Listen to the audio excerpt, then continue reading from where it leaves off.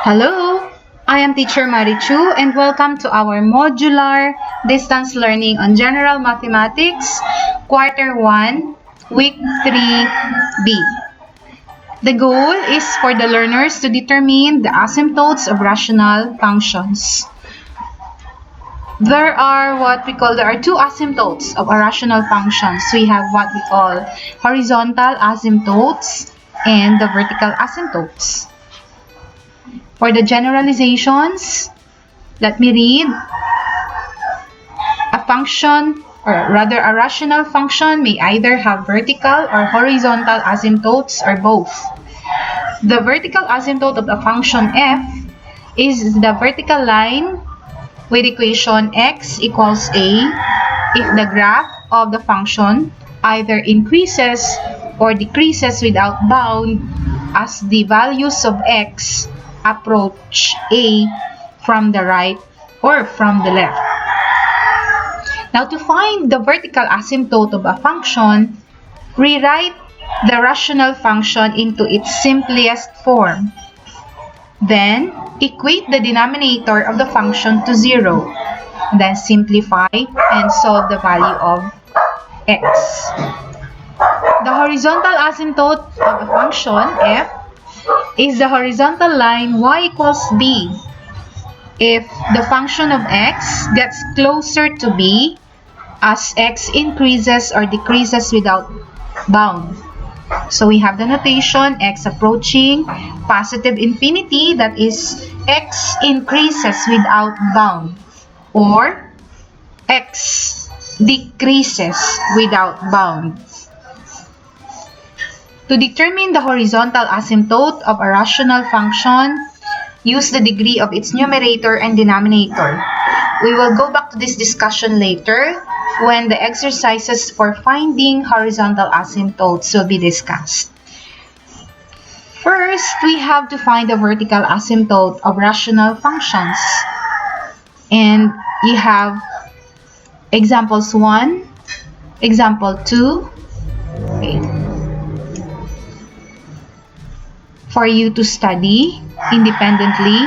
And let me go directly to the exercises. So let us solve these 5 exercises. For number 1, we are directed to find the vertical asymptote of the functions given. For number 1, function of x or f of x is equal to x minus 5 all over 4x. For the solution, we set the denominator for x equals 0 and solve for x. Here, we got the value x equals 0. So we can say hence the vertical asymptote of function of x is 0.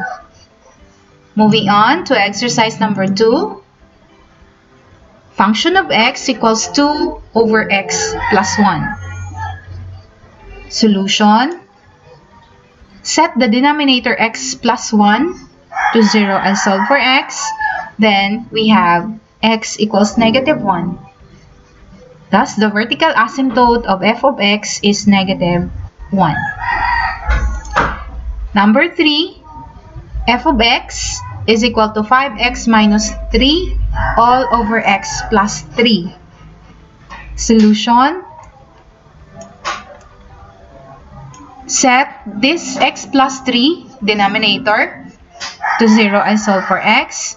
We have x equals negative 3. Hence, the vertical asymptote of f of x is x equals negative 3. For number 4, we have x squared plus 6x plus 8 all over x minus 5, and that is equal to the function of x. The solution, we have to set the denominator x minus 5 equals 0, and then solving for x equals 5. Thus, the vertical asymptote of the function of x is 5. Number 5, we have f of x equals x minus 1 all over x cubed minus 4x. Then we have to set the denominator x cubed minus 4x equals 0. Since we have this polynomial, we can factor this polynomial x cubed minus 4x as x times quantity x squared minus 4. And further factoring this out, we have three factors, the x plus 2, and the x minus 2. Equate this to 0. Then, solving for x, we have x equals 0. Then we have x equals negative 2 here, and x equals 2. So we can shorten the solution as x equals 0, comma, and then positive or negative 2. Hence, we have three vertical asymptotes in this function. That means the vertical asymptotes of these functions of this function is or are negative 2, 0, and 2. This means that the function or the graph of this rational function f of x equals x minus 1 all over x cubed minus 4x will touch the x-axis 3 times. Okay, so moving on, we have finding the horizontal asymptote of rational functions. But before that, let me go back to the generalizations. We had earlier the rule in finding, or we have how to easily find the horizontal asymptote without even solving. We just have to look at or inspect the values of n and m. Now, what are these m and n? Here, it says to determine the horizontal asymptote of a rational function, use the degree of its numerator and denominator. So we let n be the degree of the numerator and m be the degree of the denominator.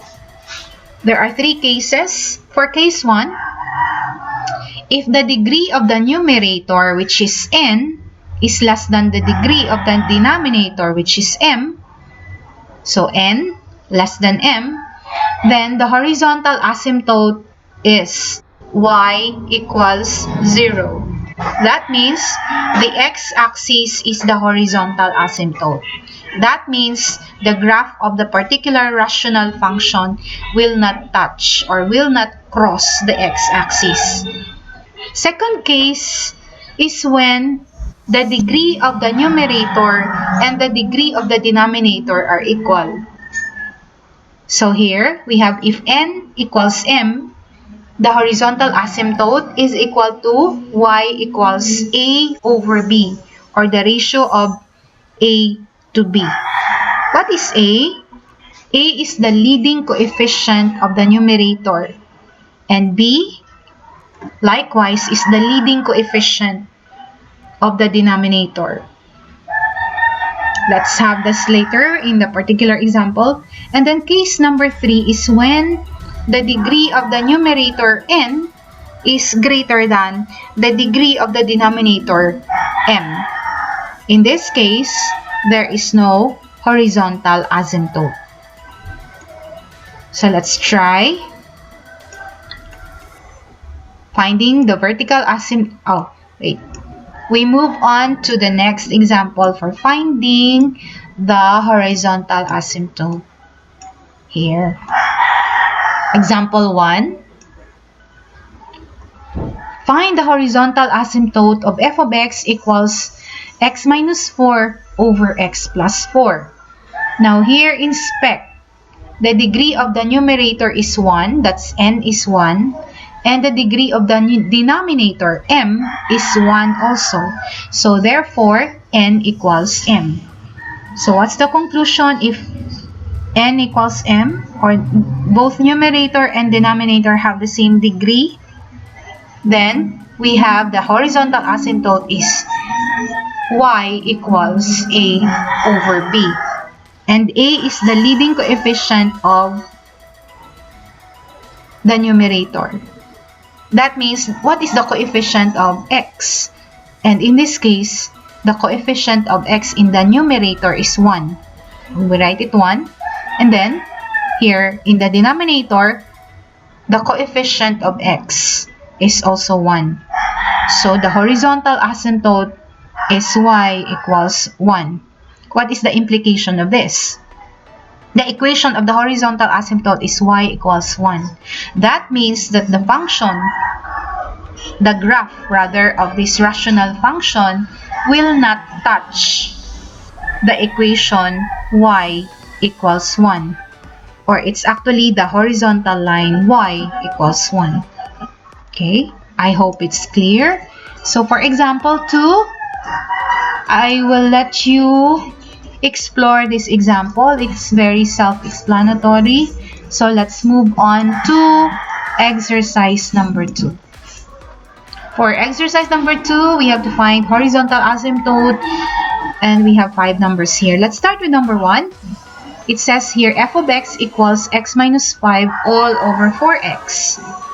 Solution. Let's try to inspect. We have here, let's try, what's the degree of x minus 5 in the numerator? We have 1. And for x, the degree of x here, meaning when we are talking of the degree, it's the power of x, or the largest power of x. In this case, it's also 1. So since n equals m, so we can say therefore that the horizontal asymptote is the ratio between the coefficient, the leading coefficient of the numerator divided by the leading coefficient of the denominator. In this case, a is 1 here, and in this case, b is 4, because we have 4x. So the coefficient of x in the denominator is 4. So we take 4. So therefore, y equals 1/4 is the horizontal asymptote of the given function. For number 2, we have f of x equals 2 all over x plus 1. Then we have, for the solution, well, since in this particular function, we have a constant numerator, there is no x. So in this case, the degree of x is 0, or the degree of the numerator is 0, n equals 0. And then we have x plus 1 in the denominator, a linear function with degree m equals 1. So in this case, n is less than m. Hence, the horizontal asymptote of this function f of x is equal to 0. So that means that this function, the graph rather of this rational function, will not cross, will not touch the x-axis. The x-axis is actually the line y equals 0. Moving on, for number 3, f of x equals 5x minus 3 all over x plus 3. Solution. We have here n equals 1, that the power of x in the numerator and the power of x in the denominator is also 1, so n equals m. So we have, according to the generalization, y, or the horizontal asymptote, has equation a over b. What is a? What is b? Well, a is the coefficient, or the leading coefficient of the numerator, which is 5 here in this case, and b is the leading coefficient of the denominator, x plus 3, and b here is equal to 1. Hence, we have y equals 5 over 1, or simply y equals 5. For number 4, f of x equals x squared plus 6x plus 8 all over x minus 5. That is the given function f of x. So in this case, let's try to examine the degree of the numerator is 2, because the numerator is a quadratic polynomial. Okay, so n is 2. Well, the denominator is a linear function, then m is 1. It says here that n is greater than m. Therefore, there is no horizontal asymptote. So meaning, this function, the graph of this function f of x,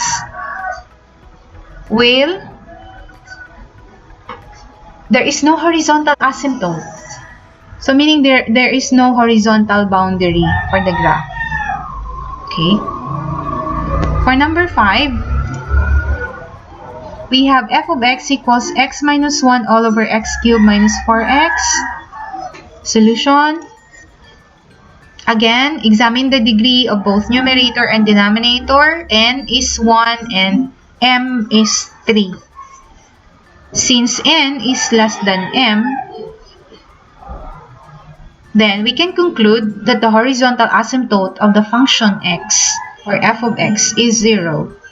That means that this rational function x minus 1 all over x cubed minus 4x, if we graph this, we can say that part of the graph is the horizontal asymptote, or the line y equals 0, or the x-axis.